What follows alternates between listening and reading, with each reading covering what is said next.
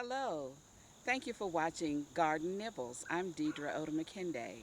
Today we're in the garden with Roy Parker of Simpsonville, South Carolina, and he's going to show us his garden and how he got it all started. This is Roy Parker. Thank you Hey. for being with me today. Hello, Deidre. Nice to see you again. Yes. Deidre and I are sort of companions here in our neighborhood. We bump into each other occasionally when we're out walking or riding our bikes and things like that. But Deidre asked me to get some information together about my garden and explain it to a variety of people like yourselves and tell you some of my experiences and how I got my garden going and some of the difficulties as well as some of the benefits of having a garden here in Simpsonville.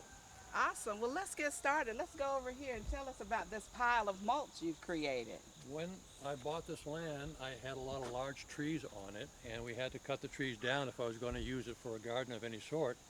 And the people that cut down the trees were kind enough to chop up all those trees and everything and leave me a pile of mulch that I incorporate back into the garden during the winter time and springtime and fall and even during the summer. So it's a good source of nutrients to get it back into the soil rather than waste it and send it to the dump or something like that. But this whole area has mostly fruit trees on it. But in order to allow me to get the soil in better condition, I've also planted squash, pumpkins, cucumbers, some flowering plants, some sunflowers, and different things in the garden to help the soil get back to a good state of producing good fruit and vegetables for me later on. Okay, let's follow him and let's take a closer look and see what all you got here. So this mulch came from a mixture of all different trees that you have decided to. Yes, most of it is hardwood trees, but there are some pines that were in here that we had to chop up. The pines break down much quicker, but the hardwoods last longer and make a good mulch for the garden. All right. How do you keep the insects from getting into this pile? They don't. The natural ingredients in wood are a preservative and keep the insects from infestation getting into the mulch area and chewing it all up. So, but eventually this mulch will break down in 2 or 3 years and go back in the soil. So that's one of the advantages of having a mulch when you put it on top of your soil. It breaks down, becomes nutrients for the soil, and lightens up this heavy clay soil that we have here in the Simpsonville and Greenville area. Okay. Let's look at. Oh, I love. What kind of vine is this? That's a grape. A That's the grapevine? muscadine grape. Are there any muscadines on Yes, here? yes. And eventually there was a small amount of vines in here when I cut down all the big trees. And these are now just starting to come back. And eventually I'll try and get a arbor system of some sort so we can get the grapes off of those vines. All It'll right. take 2 or 3 years for them to get back to producing, but they'll come back eventually because they're a natural grape in the South Carolina area. Where are some of the berries? Well, you'll see them after it flowers in the springtime. You won't see any grapes here because these are all just 1 year old vines. So it's going to take 2 or 3 years for the vines to produce a grape that you can pick and take on your tables and make fruit salad or squeeze them, even making wine out of them. So some people actually take the grape juice. Yeah, how do you And make that muscadine wine? well, you take grapes, you got to compact them or squeeze them, get all the juice and all the sugars out of them, Hmm. and all the vitamins too, because there's still some vitamins in there. And then you put it in, you strain it, and then you put it into a jug of some sort. Sometimes you can add certain types of yeast to that mixture, put a cap on it that has a vent on it, so as the sugars are breaking down, they give off carbon dioxide, and you have to vent that, otherwise the glass might explode. It Okay. builds up that much pressure, so you have to vent it off. And it's a one-way vent, so you're not letting the dirty air that we breathe back into the wine. You want to keep it clean. And that way, eventually, maybe in 3 or 4 months, those sugars turn into a alcohol that you can drink. And it's not that strong. It's only maybe 3 or 4 or 5% alcohol in there. That sounds But it's good. It's delicious. another way of making a food stuff that instead of going to the store to buy something, you can make your own. So, what do you do with this mulch pile? The, this mulch pile is just from the garden waste and grass clippings and branches The city will come by once or every 2 weeks or so, pick it up, and they take it to a landfill. Okay. Oh, now what are these? These are a combination of squash. You can lift that one up, you can. That's a Hubbard butternut squash. Butternuts. Okay. You'll find some Are butternut these squash. babies? No, These these are my tomato your plant that fell tomatoes over. mixed all up together, Yes. huh? So how did you start these plantings? Excuse One me. of these things are, I start the seeds indoors, usually in April, March or April, and they come along, and once they're up to a certain height, I can bring them out here in the garden and put them in. So you can start with a seed or a planting either way Yes. in a small little container. Yeah, you can buy the plants at some nursery or some Walmart or something like that, or Lowe's or Home Depot. But I tend to start most of the things myself by seeds that I buy from seed catalogs, or sometimes you can even save the seeds from last year's tomatoes or squash, dry them out, keep them over the winter, and start them as new plants in the springtime. So you cut the tomato open, get the seeds out, and Right. dry them in the Yes. sun. Yes, or You lay them sometimes, on some kind of paper? yeah, you can usually on a paper towel or something like that. Let them dry down good. Put them in a paper cup or something like that. Usually not into a plastic bag, because sometimes they will rot. So you had to put them into a paper bag or leave them out in a paper cup. And store them for at least a year, maybe? Well, 4 or Or 5 months, 4 or 5 over months. winter. Yeah, Okay. yeah. Once they fall on the ground like that, what do you do with those? Just let them Well, nourish the soil? well, I should pick them out because next year they'll sprout themselves, They'll and all of a sudden I'll have a whole mess of tomato plants in here. So that's one of the negatives. Well, that might be good. I Well, don't yeah, know. yeah. This I think is going to be a blackberry plant. I bought 3 or 4 small seedlings of blackberries. The only difficulty with this one, it has thorns on it. There are some blackberry plants that you can buy that don't have thorns. But when you're picking the fruit off the plant that has thorns, you have to be careful that you don't get all scratched up. I like the ones that don't have the thorns. It's a lot easier for us, yeah, yeah. Okay, what kind of tree is that over there? This is a peach tree. I have 4 or 5 different varieties of peach trees here, Okay. and I don't know which one's going to grow best. So I picked 4 or 5 different varieties, and we'll see which one works out best. Now, over there, the That's a plum. purple, that's a plum tree, right? This is what's called a red leaf plum. It'll have small red plums on it, which you can make jams out of, or jellies or something like that. But they're not really large enough to eat as a fruit. You see, I got 2 or 3 pumpkins here. Oh, look at the pumpkin. Yeah. Isn't that They'll come beautiful? along. How long will will you pick it before? There's Well, some I'd say in over there. October. Yeah, once In it gets good. October? Yeah, once it gets orange. Yeah. And what else we got in here? We've had. This is a apricot. That's another apricot. peach. Uh-huh. But this is an apricot tree, and we'll see how that comes in. And that's very similar to the plum trees for where it grows and the heat it needs and the water it needs. Now, apricots, they're kind of sweet, a little bit They tart. can be tart, and you can dry them though. That's a nice thing about apricots. You can dry those, pick them off the tree, keep them in a sunny, warm place, and you can dry them down for dried fruit to have in the wintertime. That's good. I have 2 or 3 apple trees in here. Let's see, which one are apples? That's an apple. That's an apple tree. No, these are flowering trees. These are hibiscus that have flowers on them. We'll see more of them in the other part of the garden. But these are the flower buds, and they'll come up either white, pink, or blue. Small flower, about maybe 3 inches in diameter. What color will the flowers be? Red, white, or blue. And hibiscus is a common tea that people drink for Yes, there high are. blood pressure. I think you can take the leaves off, dry the leaves. I have never done that, so I'm not sure if this is the best variety to make a tea from. But that's another thing you can do with the hibiscus is to make teas out of it. But there's one apple tree here. So how can you tell what kind of apple this will bear? You have to wait until it flowers and then you pick them. But this is a Gala, G-A-L-A apple tree. Oh, those are You've beautiful. seen those in the stores and everything. They're more expensive, aren't they? Yeah. The gala apples. Yeah. So this starts to grow and takes about how many years before it This is a matures? dwarf tree, even though it's almost 8 foot tall. But it'll blossom and have flowers probably this coming next spring. In April.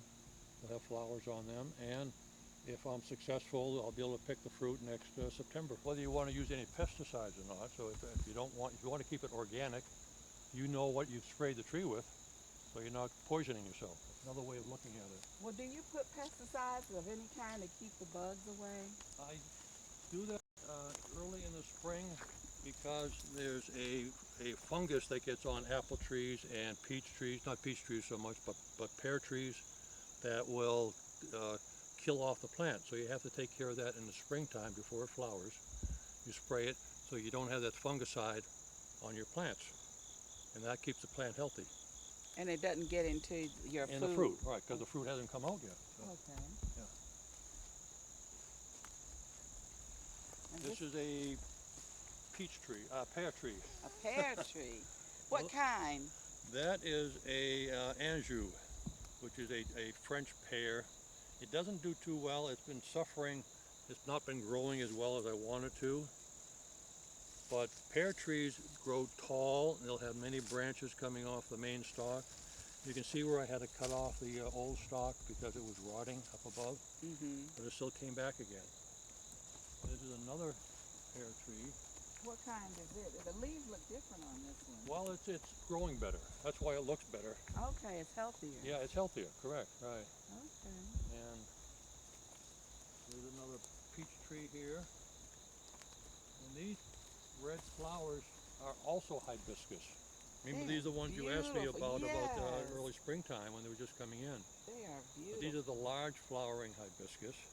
But if you look at the leaves, they're the same type of leaf that you saw on the other trees over there. Those trees that we talked about earlier were going to grow just maybe 8 feet tall at the maximum. These bushes only grow about 5 to 6 feet tall.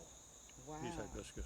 Okay, do you cut those blossoms off and put them in the house in a vase? Could you, I or can, will that but mess up the plant? No, they don't mess up the plant. There's so many of them, but they don't last long. Once you cut them off, they only last for maybe a day. Oh. So they're not going to last for a long time. They look better in a grouping like this and in a natural state. What about the holly? Does it come up with berries around Christmas time? There are male and female plants. Of course, the females have the berries on them, and the males are doing the pollinating. But yes, you can get these clumps of red berries on the holly trees and holly bushes, and use them for decorating on your Christmas trees or around the home. It's another advantage of some of the natural plants that we have here in South Carolina. Wonderful. Another peach tree. Oh, I can't wait for these to bear some Well, you fruit. want to come over Yeah. and help me harvest my garden, huh? Yes. These 2 trellises I put in are for the cucumbers. And the work, there's one over here that's just coming along. These are a long type of cucumber. They get maybe 14 inches, 15 inches in length. Is that the kind that you don't need to peel the outside off? They are very tender. That's one of the advantages of that type of cucumber. But the disadvantage is that the bugs can get into it easier. Okay. It has such a thin skin, the bugs can worm their way, burrow their way into the fruit. So what is this right here? This is my poor sunflower that has fallen over and got broken. Trying to grow sunflowers here, raccoons like seeds in the sunflowers, so they come over here. Once they get a big flower on here and the seed pod is ready, they'll climb the thing and take all the seeds and the head off the sunflower.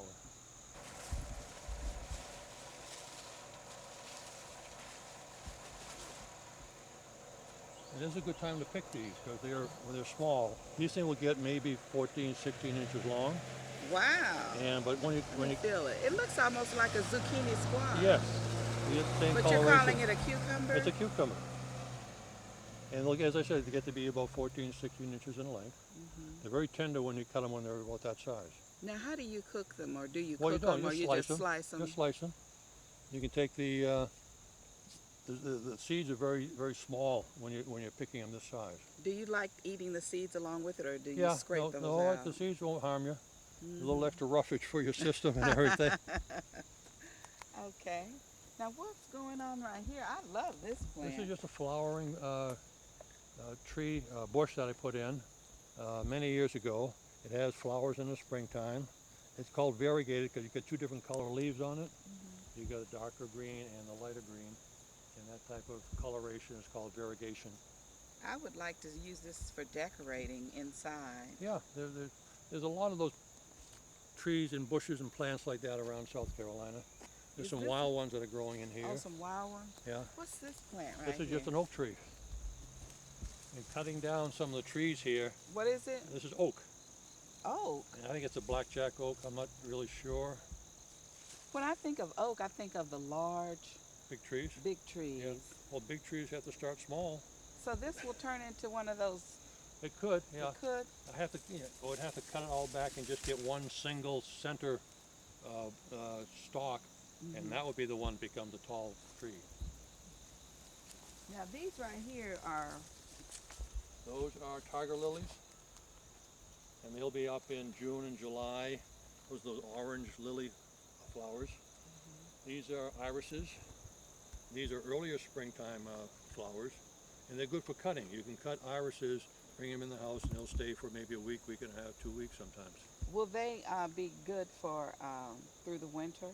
No. Or will all that die out and then This come will all back in the die spring? down, and but comes back. All the growing part is up close to the surface, so you have to put some mulch on them.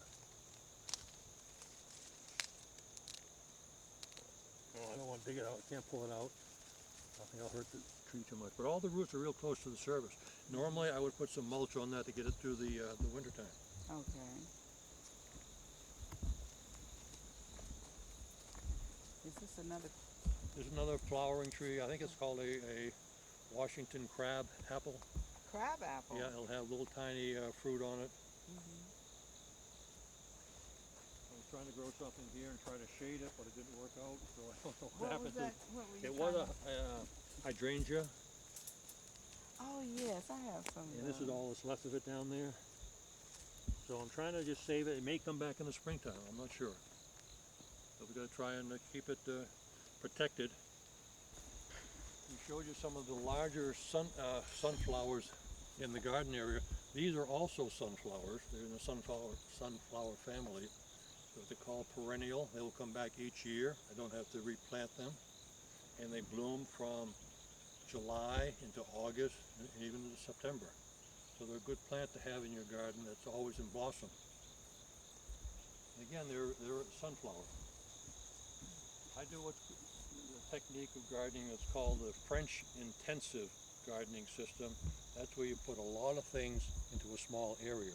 So I've got rose bushes here. These blue flowering plants are asters. I've got tomatoes. A flowering tree right here, a double file viburnum, which is a very pretty tree in the springtime.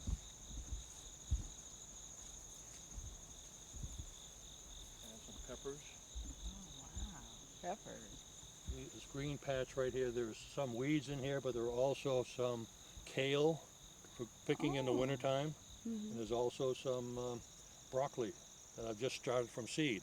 These are winter crops that I'll be picking maybe in December. They have enough strength and it doesn't get too cold. They'll come through those months in November, December, and January. Oh wow. More Yeah. tomato- More tomatoes. They're More really tomatoes. blooming nicely. Yeah. Before you go, you can come down here and pick a few if you want them. Oh, these are beautiful. Yeah, these are a painted daisy. Painted daisy. Yeah.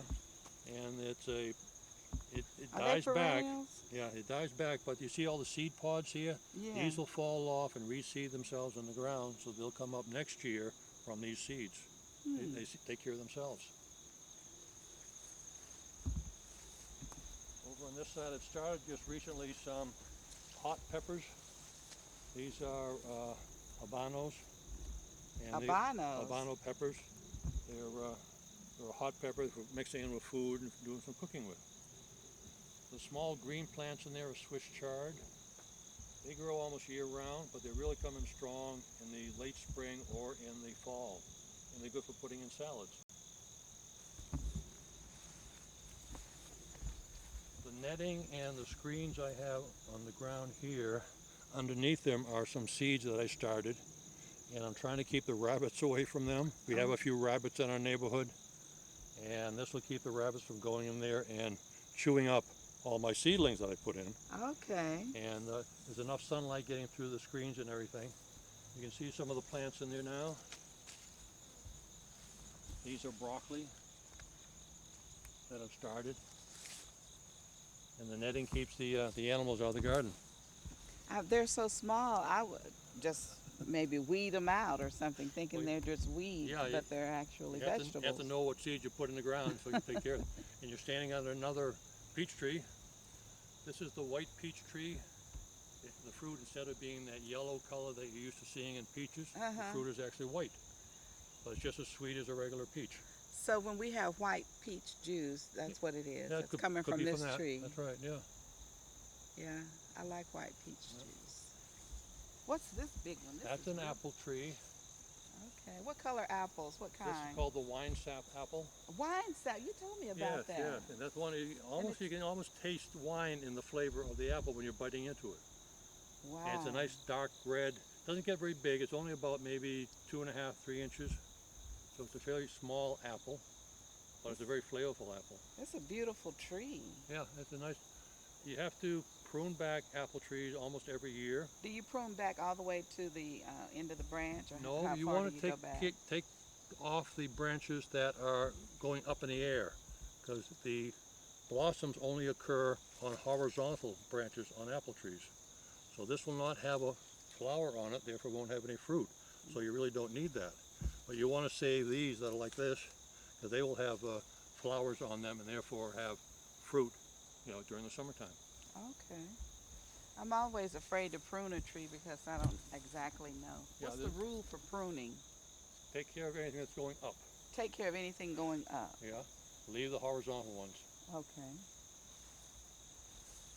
Those are the hibiscuses. You see the pink and the white. And there's a blue one in back there. I don't know if we can get to see it. Those are the ones people typically put around their mailbox or something like that.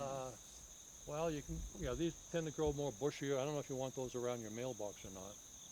But these are the hibiscuses that you saw across the way, in the same family as those big red ones. Okay. Same family.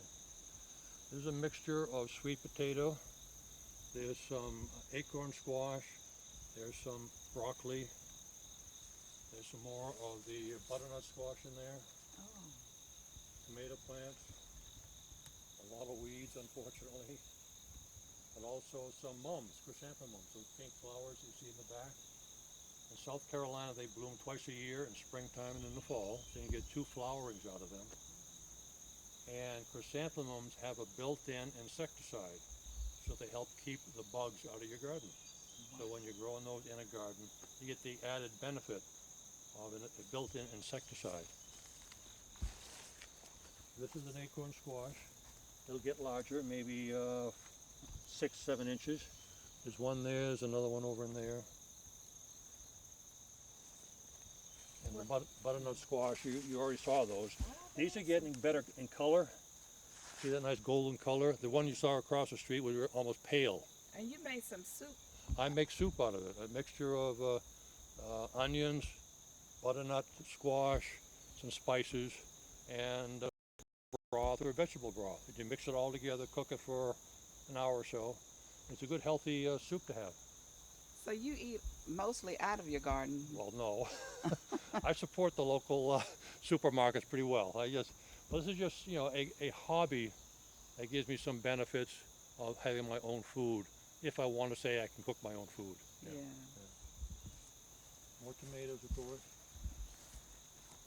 I'm putting this new section together of blackberries.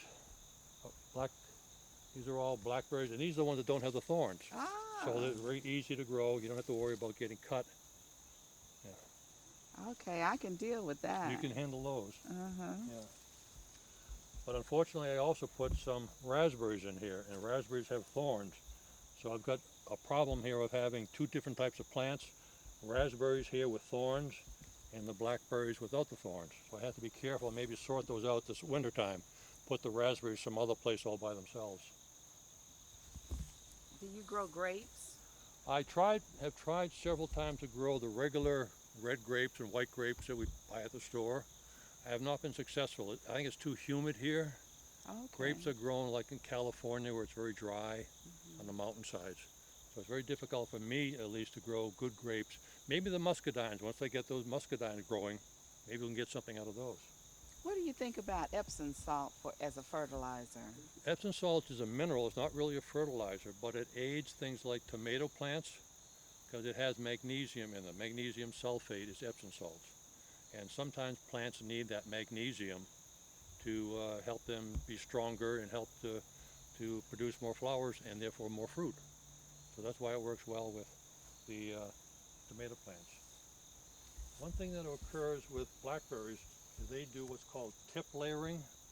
These started off here. The end of the bush came over into the ground and it stayed in the ground, and then it started to burrow its way into the soil. Oh, so where is it gonna come out? Well, it's gonna be here back to the center of the plant.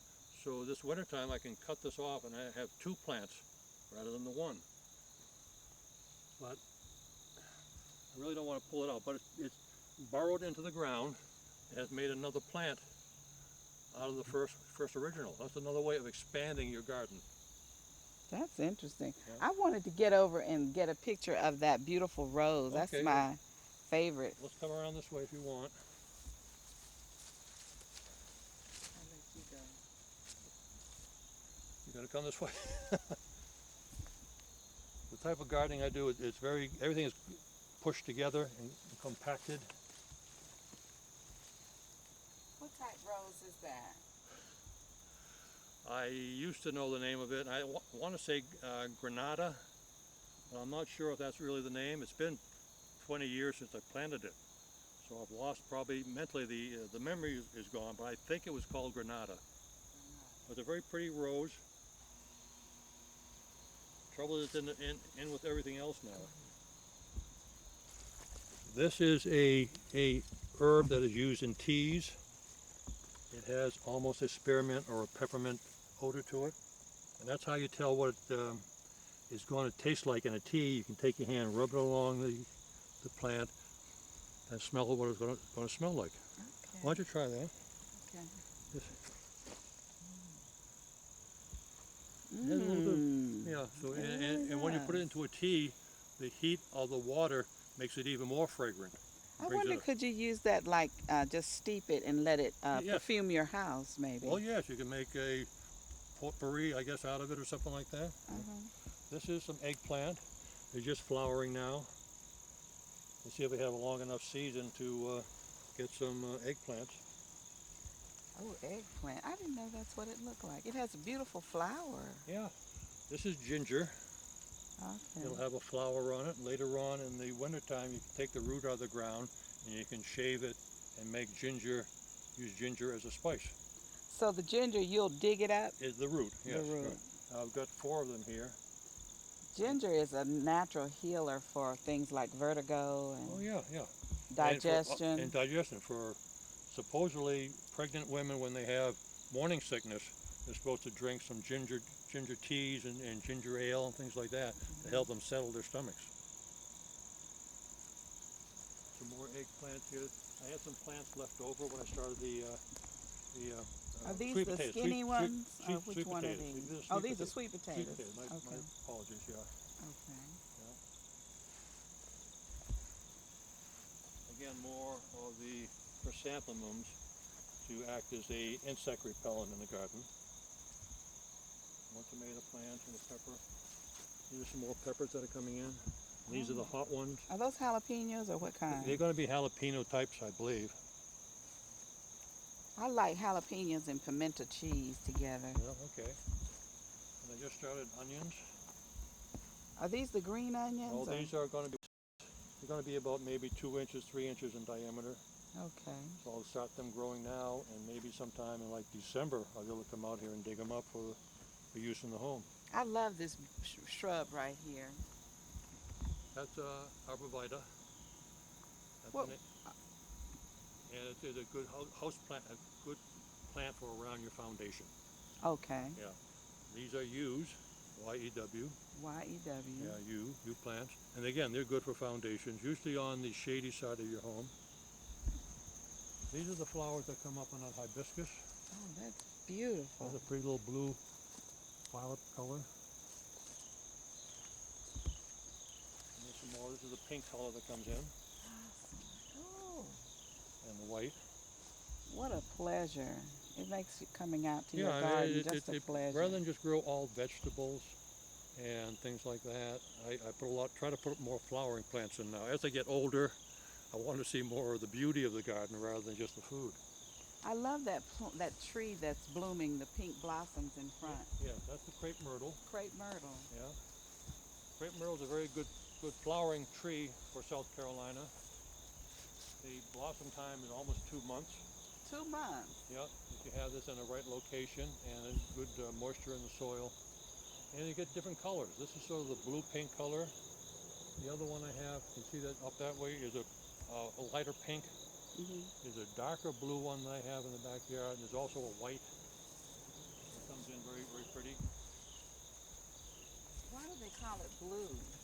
Blue? Uh-huh. You said blue. Blue color. In what way? Well, if you look at, it's not a bright pink. See how that one over there is sort of a lighter pink? Hmm. This has more of a blue cast to it. Oh.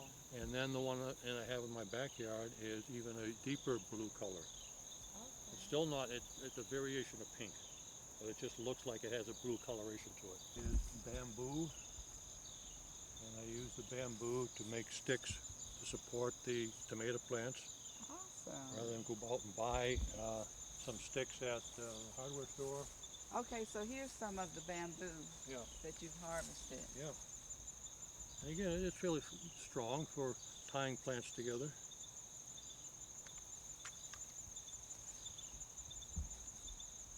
I like these. What are they called? These are junipers. Junipers. Yeah, this one is called golden something or other juniper because it has a yellow leaf on it. They spread and last forever, aren't they? They are Evergreen. long-growing plants. They don't mind dry conditions. They have to put some good mulch down to keep the moisture in the ground. What's behind it? Those are azaleas. And what color? Those are a pink, and I think I've got 5 or 6 or 7 different azalea plants. That's the pink. There's another pink called Country Girl over here. The one underneath that oak tree is called Formosa and has a purple color to it. So there's all variations of azaleas here. The difficulty, they only last for maybe 1 week. They come up and they have a good coloration. So is that what? Is it feeding a beehive or what is that on the tree? That's called a mason bee. They will come in the fall and put young bees in those tubes. You see the small tubes there? Yes. And they will cover up the end of the tube. And next springtime, the mason bees will come out.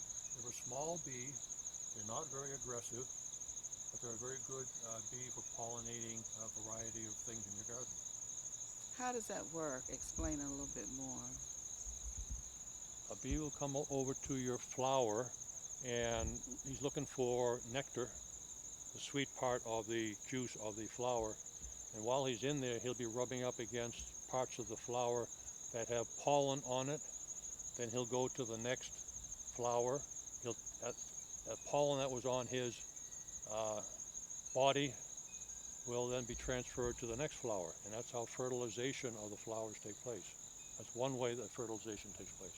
I've been reading that bees are in danger of Yes. pollinating the There's all earth. sorts of viruses that are occurring now in the bee industry.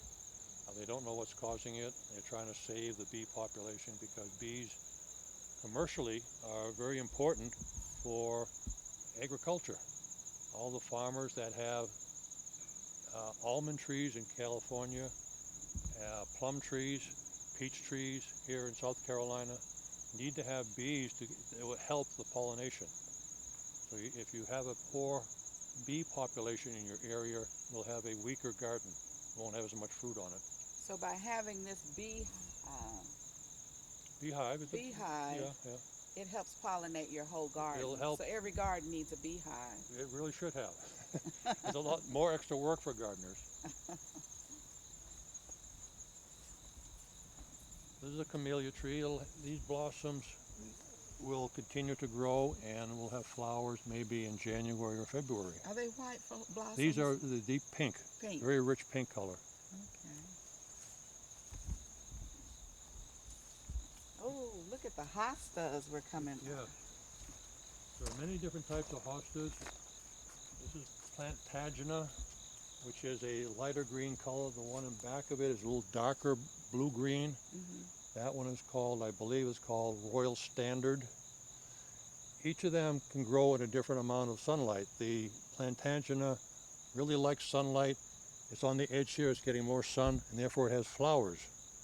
If the Royal Standard was closer out this way and got more sun, it would have flowers on it too. But it didn't get enough sun this year, therefore it doesn't have any flowers on it. Well, talk about for a minute how Sure. to propagate these hostas in terms of taking it apart and planting them somewhere else. Usually in the winter Sharing. time, during a cold period, get a good strong shovel that has a sharp edge on it. You can just go down the center of the plant and cut apart the root structure and take half of that and plant it some other place. Go down right All to the the way core. down here, yeah, down in between bunches of the stalks. So don't be afraid to tear. It may seem like you're tearing them apart. Well, you know, if you have a good sharp shovel, A sharp and you can shovel. go down and take a lot of the root mass, you can bring that in another part of your garden and grow more hostas. So you don't have to keep buying that plant. Right, you can even though we want to keep the nurseries in business and everything, because they're a good source of the new types of hostas that are coming out. I like your gravel pathway through here. Well, it helps drain the rain when we have heavy rains like last night. Mm-hmm. All the rain is underneath the gravel. So this is like a population right here of your evergreens. Yeah, there was a big tree there. You can see the stump that's still left over in there. But it was getting so I thought the tree might fall down and therefore land on the house. It was a sweet gum, and I had them take down that tree. But I had this whole area here, so I wanted to do something, and I put these junipers and the tiger lilies in there, as well as some arborvitae. And there's two rose bushes that I'm trying to grow, but they're not quite getting enough sunlight, so they're not working out that well. Are those double knockouts or knockouts? No, these I don't have any knockouts here. No. Okay. Excuse me. Let's go around this way. Again, more hostas. Those are rhododendrons in there. Rhododendrons like shade. Some hostas like shade, some like a lot of sunshine. Is this a very what's this right here? That when I run my garden hose over to water the plants, I put the garden hose in between those two things so the garden hose doesn't come over here and mangle the hostas or mangle the other trees. It keeps the garden hose in place. The Plantagenet hostas, and you can see this is getting a little more sunshine than the ones over here, so therefore it has flowers on it. I grow raspberries in there and blackberries. Hostas look very good in the springtime. Usually after a hot, dry summer, they get kind of beat up looking.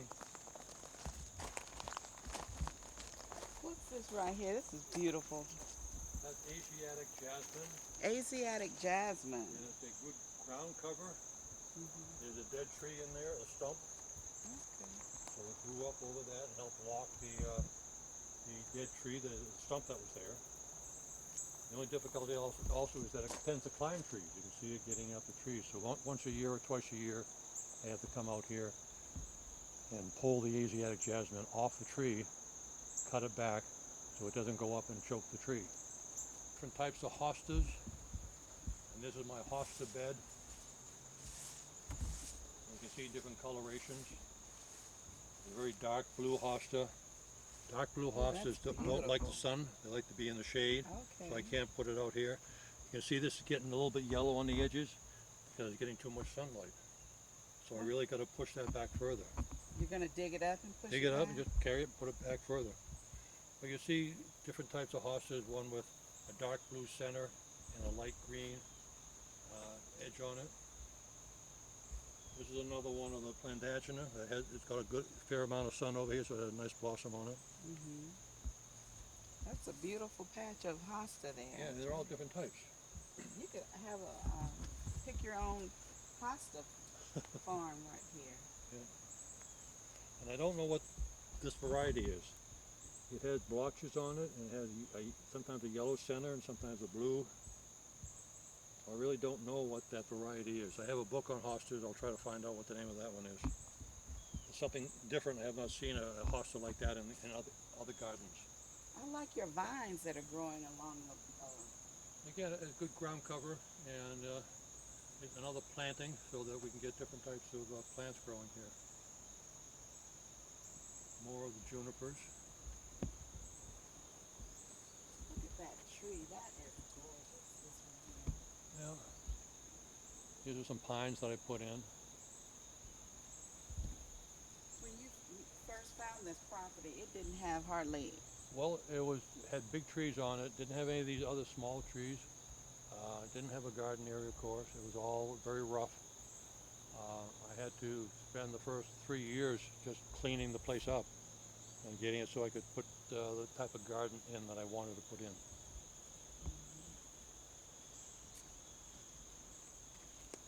Well, I use this area at the end of the year at places like Home Depot and Lowe's.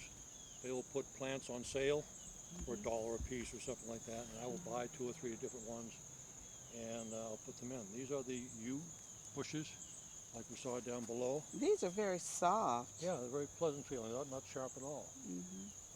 And they look good. They have nice coloration. And these are unfortunately our weeds, so when I go around looking at things, I'm usually picking out the weed plants and everything. This is a type of azalea that I'm having difficulty with. It's called Gumpo, Gumpo. It doesn't bloom like I want it to bloom, and it usually blooms one of the last types of azaleas to bloom in the late spring or early summer. It sure is beautiful greenery, though. It looks good the way it is. I'm not getting the flowers off of it. Well, how do you keep snakes out of a garden?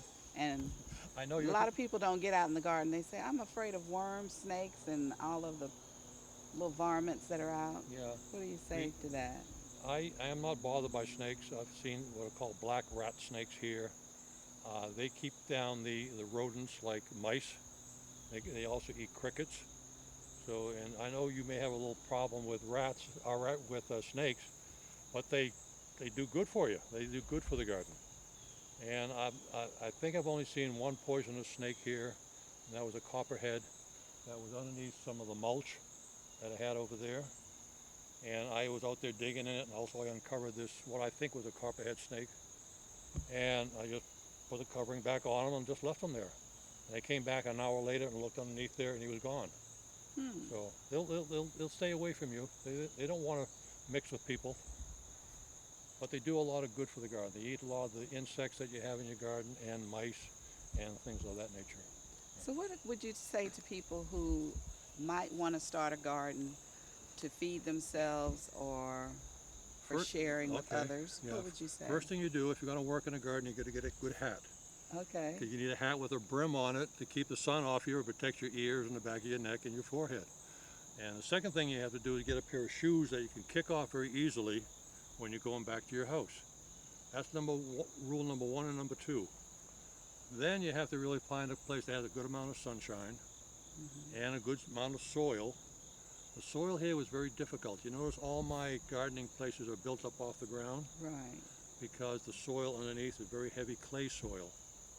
And I had to rework the soil, put a lot of leaves into it, dig it all up in the fall, turn it over, And it took me maybe 6 or 7 years to get good soil here. Hmm.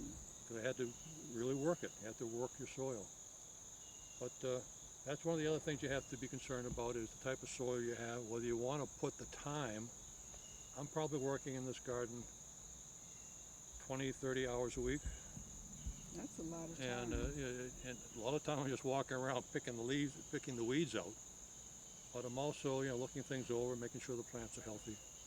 So it's a hobby that gives me satisfaction, and I'm getting some fruit and some vegetables and some healthy things out of my garden, as well as the flowers. In the springtime, I'm always picking the flowers and all different things that are coming in. That's great advice. I hope everybody will grow a garden and bear fruit from it and share with their neighbors. Yeah, back in the in World War II, they used to have what was called victory gardens, and that was one of the government was trying to promote people to grow their own food because of the shortages that were occurring. And a lot of people took up gardening at that time. This is back in the 1940s, and that was before your time, of course. And but people were doing that sort of thing, growing tomato plants, growing cucumbers, growing beans and peas and squash and all sorts of things like that. And it's fairly easy to do. You don't need to go big like I'm doing. All you need is a small plot of land, dig it up and everything. What if you don't have land? Can you use pots to get started? Yes, you notice on where my azaleas, my hostas are over there, there's some pots right beside them where I've transferred some of the hostas into those pots. Hmm. And I can move them around, see how they're going to grow in different places. You can do the same thing with tomato plants, with flowers, bushes. You can do it with berries. You can have your own little pot of strawberries. Hmm. I've seen people that have this maybe 2 foot by 2 foot pot, has maybe 8 or 10 strawberry plants in it. And they're getting strawberries in the springtime, which is pretty good. Yeah, Yeah. I noticed the joy that you have when you talked about your garden, and I hope everybody can feel that joy. yeah, it's pleasure that I'm achieving. I'm getting a lot of exercise. I'm digging holes in the ground. I'm filling the holes back in. I'm transplanting trees and bushes and things. It's a good form of exercise. It gets me out of the house, gets me out here in fresh air, and I'm enjoying it. I'm seeing animals. We've got chipmunks here. We've got squirrels. We've got a whole mess of birds in the backyard. Hmm. Hummingbirds. Oh, I see them. They're Yeah, beautiful. yeah. They're we got a bird feeder, 2 or 3 bird feeders in the back of the home. But it's very pleasurable for me to be out here working with the plants. They're almost like children. I mean, I don't have them put names on them, or your personal names like here's Jane and there's Bill over there. I haven't done that yet, but it's I feel very close to these plants, and we need plants. I mean, that's generating the oxygen back into our atmosphere. Because they're absorbing carbon dioxide from all the cars and all the industry things, and giving us back oxygen, which is kind of important. Yeah, Yeah, I would agree. yeah, yeah. Well, we don't want to tire you out, and I could talk for another couple hours, but I don't think you want to take that much time yourself. do you have anything else in the garden you wanted to show us before we say goodbye? No, like I said, I could talk for another 2 or 3 hours. Just very briefly, these pine trees behind you are a special type of white pine. They're called southwestern white pine. They grow very well here in South Carolina. They have a nice blue coloration to them. They're not a brighter green like you have on the eastern pine tree. But the southwestern pine tree has a nice blue, long needle on it, and they're very attractive here in South Carolina. That's a beautiful way to end this program, looking at the trees. It's very relaxing, Yeah, very and sedating. when the wind, a nice gentle breeze is coming through the garden, those branches are swaying back and forth. Yeah, it's very, very pretty and calming, like you said. Very. Well, thank you for sharing your Hey, garden and thank with you us for this today. time. I appreciate meeting you two. Yes. And maybe come back in the springtime. Maybe we can do a second show. Maybe, and that's another thing. Because Uh-huh. who probably have changed everything around by then. That's what I do in the wintertime. I go out here, I move everything. So, Okay. but you guys take care. Nice meeting you, and come back again. Thank you. Okay, Deidre. You All take right. care. You too. Right. Bye bye now. Bye-bye. Thank you for watching Garden Nibbles. Stay tuned for the next show.